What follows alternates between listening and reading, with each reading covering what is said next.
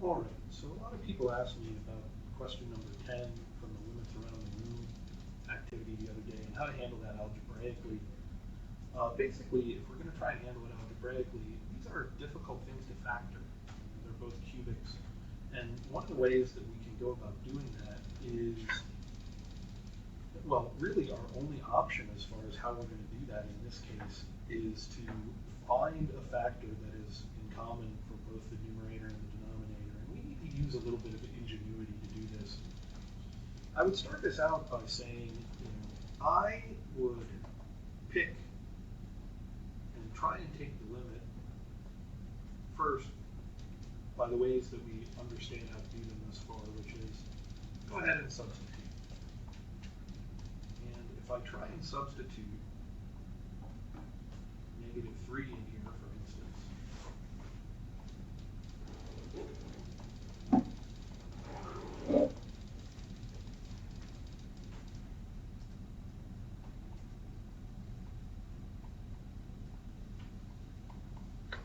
what happens? I substitute that in there and I do all those calculations, and I end up with 0 over 0.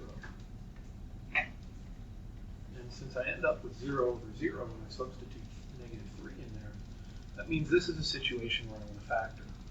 And there's the dilemma. We're looking at two polynomials that we're not really sure how to factor.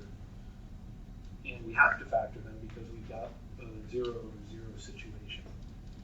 So my best advice to you here would be, knowing that this is 0 over 0 gives us a very important piece of information that we can use to factor this polynomial. If we know that x equals -3 makes the numerator equal to 0,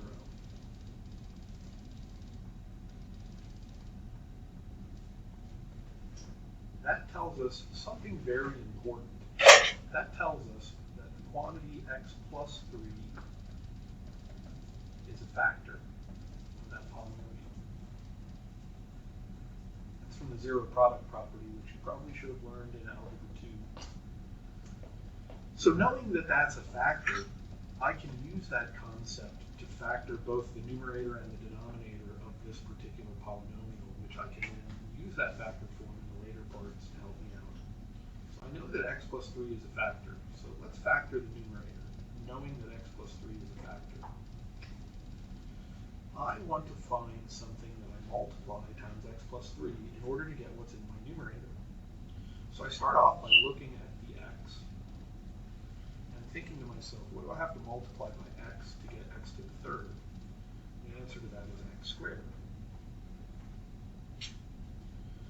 And then I think about what's going to happen when I multiply this out. Well, when I multiply x times x squared, it gives me x to the third.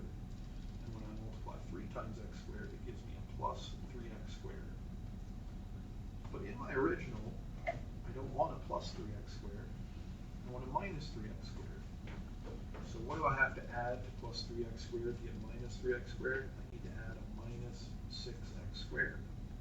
And that's going to give us our next key point in figuring out this factorization. I need to figure out what to multiply by the x to get minus 6x squared.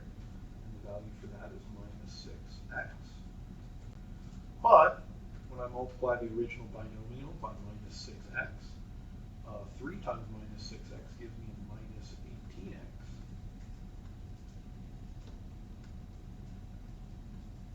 I don't want a minus 18x, I want a minus 10x in the original. So to go from minus 18x to minus 10x, I need to add 8x to that. And this is going to allow me to find the third term of this second factor.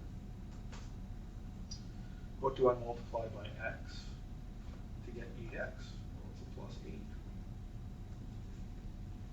And then plus 3 times plus 8 gives me plus 24, which is exactly what I wanted in my original polynomial. So we've now used that factor that we knew to find the second unknown factor. And now x squared minus 6x plus 8 should be something that we can easily factor into x plus 2 times x plus 4. So that's how I arrive at the factorization of the numerator in this case. I use the fact that this first limit was 0 over 0 to decide that x plus 3 is a factor. And then I build factor by kind of running through what happens when I multiply the factor that I know times what I know of the other factor, and just building term by term until I can get that final factor. This is a really unusual way of factoring. It's kind of like we're doing polynomial division without setting it up like a division problem in order to make our way to that factor. And I can do the same thing with the denominator. I know x plus 3 is a factor, so I'm trying to figure out what I can multiply times x plus 3 to get x to the third minus 7x plus 6. I start with the first term of each. What do I multiply by x to get x cubed? That's x squared. If I multiply that times x plus 3, gives me x squared plus 3, or x cubed plus 3x squared.